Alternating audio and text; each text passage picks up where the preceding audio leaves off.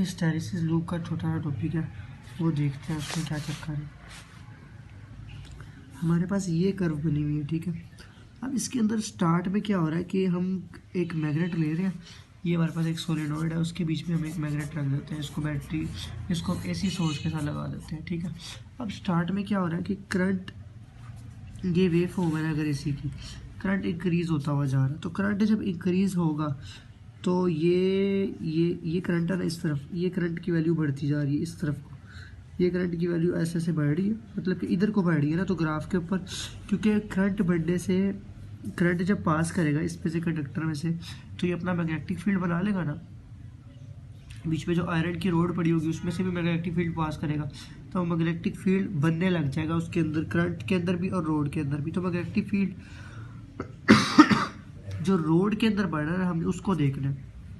Current conductor में से पास किया और वो लोहे की रोड में मैग्नेटिक फील्ड बनता गया, दोनों चीज़ें डायरेक्टिव मोशन से चलता जा रहा है, बनता गया। यहाँ पे आके मैक्सिमम करंट हो गया, लूप मैक्सिमम पे पहुंच गई एसी करंट की। अब करंट ने वापस पीछे को आ रहा है, तो करंट ये आ रहा है पीछे को, ये चलता हुआ आ रहा है, ये करंट ऐसे पीछे को आ रहा है ना इस हॉरिजॉन्टल के ऊपर, तो ये करंट पीछे आ रहा है। और जैसे जैसे करंट पीछे आ रहा है मैग्नेटिक फील्ड की वैल्यू भी वापस यहाँ से यूँ नीचे को, ये नीचे को होती जा रही है नीचे। लेकिन इस जगह पे आके ये करंट यहाँ से चला था, करंट ज़ीरो हो गया, करंट ज़ीरो हो चुका है, लेकिन फिर भी मैग्नेटिक फील्ड यहाँ से यहाँ नहीं पहुँचा। इसका क्या मतलब है कि लोहे को जब हम करंट उसमें से इस तरह पास कराते हैं, तो हम उसको जब करंट ज़ीरो कर देते हैं, रोक देते हैं, तो फिर लोहा तब क्या बन चुका होता है, एक मैग्नेट बन चुका होता है, इलेक्ट्रोमैग्नेट जिसे कहते हैं, जिससे कील वगैरह भी बाद में उठा सकते हैं, जैसे पेचकस को नहीं करते, वैसा मैग्नेट बन चुका लोहा। लेकिन अभी हमने करंट ज़ीरो कर दिया लूप से अंदर से, लेकिन मैग्नेट इसका खत्म हुआ। अब क्या होता है कि करंट ये पॉजिटिव साइड है, ये नेगेटिव, करंट अब नेगेटिव की साइड की तरफ को आने लग जाता है। अच्छा, ये वाला जो पॉइंट है ना, इस पॉइंट को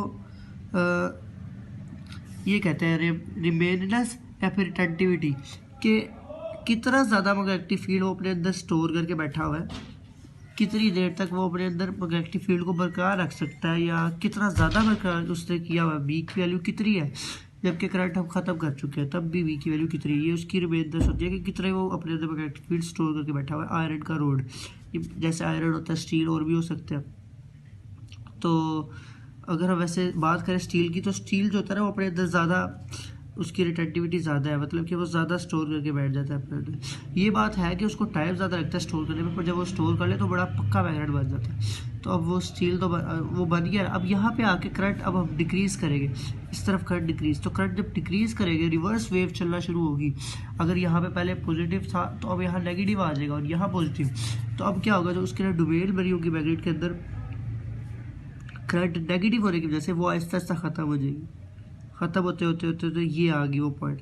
अब यहाँ पे आके हम क्या कर चुके हैं कि करंट को हम कर चुके हैं इंक्रीज नेगेटिव में, लेकिन हमारे पास जो मैग्नेट है ना, रोड जो है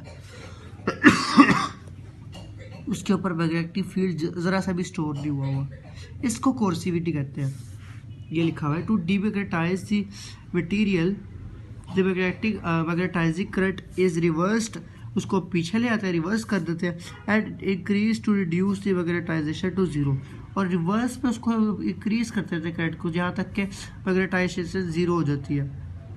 ऐसा करंट जिसकी वैल्यू देने पर रिवर्स में लाके जो करंट हमने दिया ना, तब जाके उसकी मैग्नेटाइजेशन ख़त्म हो गई, वो कोर्सिव करंट कहलाता है। और अगर ये कोर्सिव करंट ज़्यादा हो तो क्या मतलब है कि बहुत ज़्यादा करंट चाहिए, हमारे पास जो रोड बन चुकी है मैग्नेट, उसको रिवर्स करंट इतना ज़्यादा देना पड़ता है कि उसको मैग्नेटाइज ख़त्म कर सके। यानी कि वो एक हार्ड किस्म का मटेरियल होता है, सॉफ्ट मेटल नहीं होता। सॉफ्ट मेटल तो जल्दी से डीमैग्नेटाइज होता है, पर हार्ड मेटल जल्दी नहीं होता। तो जितना ज़्यादा हार्ड मेटल होगा उतना ज़्यादा उसको करंट रिक्वायर होगा ये करने के लिए। और हार्ड मेटल को उसकी ये वाली कर्व भी ज़्यादा होगी, ये वाली क्यों ज़्यादा होगी, क्योंकि ये तो वो बीटा की वैल्यू है जो वो अपने अंदर स्टोर कर लेता है। तो हार्ड मेटल स्टोर देर से करता है लेकिन बहुत ज़्यादा को स्टोर कर लेता है। तो हार्ड मेटल के लिए जो कर्व होगी वो ये भी ज़्यादा होगी और बहुत ज़्यादा करंट चाहिए होगा उसके लिए, मेरे ख्याल से ये भी, और ये तो बहुत ज़्यादा हो गई उसके लिए। जैसे यहाँ बराबर के और स्टील के लिए ये बना हुआ है और आयरन के लिए, सॉफ्ट आयरन के लिए ये बना हुआ है। इसकी छोटा सा है ये वाला करंट और इसका बहुत ज़्यादा करंट है। क्योंकि इसके लिए ज़्यादा करंट चाहिए उसको वापस से डीमैग्नेटाइज करने के लिए। यहाँ पे वही बात लिखी है, the कोर्सिविटी of steel is more than that of the कोर्सिविटी of iron, वही सारी बात लिखी हुई। अच्छा, यहाँ पे ना एक और भी कॉन्सेप्ट है एरिया ऑफ द लूप का।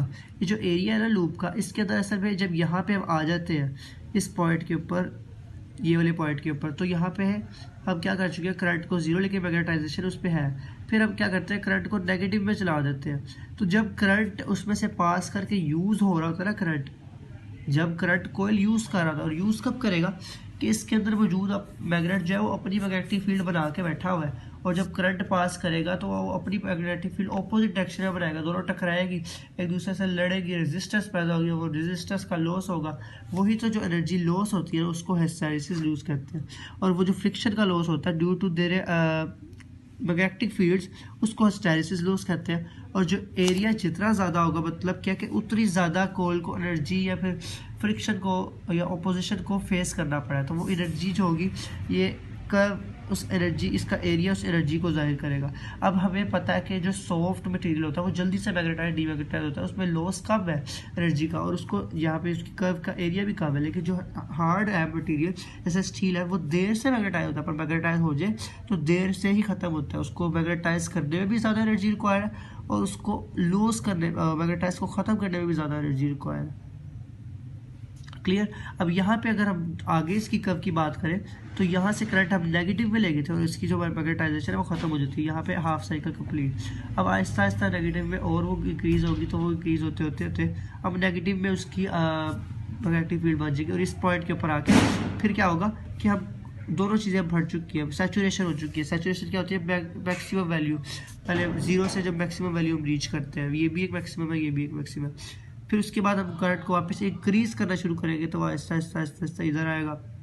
जब इधर आ जाएगा तो इस पॉइंट के ऊपर हम करंट को तो जीरो कर चुके हैं, क्योंकि इस तरफ नेगेटिव था इस तरफ पॉजिटिव, बीच में तो जीरो था, करंट जीरो हो गया, लेकिन मैग्नेटिक फील्ड नेगेटिव पे अभी भी मौजूद है। फिर हम करंट को इंक्रीज करेंगे पॉजिटिव साइड पे। अब करंट इंक्रीज हो रहा है पॉजिटिव साइड की तरफ जा रहा है, ऐसे आगे को जा रहा है, लेकिन अभी उसके लिए जो मैग्नेटिक फील्ड स्टोर है वो आहिस्ता आहिस्ता खत्म हो गया। इस पॉइंट के ऊपर आके हम करंट की एक खास वैल्यू दे चुके होंगे, तब जाके मैग्नेटिक फील्ड खत्म होगी। और यही करंट तो कोर्सिव करंट था, जो इधर भी और इधर भी सी से कोर्सिव जाहिर हुआ है, और जो रिटेंटिविटी थी मेन से वो आर से जाहिर हुई है, दोनों साइड पे बनती है वो भी। फिर इस पॉइंट के ऊपर आके दोबारा से कब जनरेट होती है कि हम करंट को बढ़ाते जाएंगे, दोबारा से मैग्नेटिक फील्ड स्टोर होगा, इधर आके सैचुरेशन होगी, फिर इधर आते आते करंट को कट करते जाएंगे, तो कम करते करते करते करंट हम जीरो कर देंगे, लेकिन उसके अंदर फिर भी मैग्नेटिक फील्ड स्टोर होगा। फिर करंट को हम नेगेटिव में लेके जाते जाएंगे, नेगेटिव नेगेटिव नेगेटिव नेगेटिव लेके जाएंगे, इस पॉइंट पे आगे फिर उसकी मैग्नेटिक फील्ड जीरो हो जाएगी, और ये कोर्सिव करंट होता है जहाँ पे मैग्नेटिक फील्ड जीरो हो जाती है। तो ये इसका कॉन्सेप्ट है सारा कुछ।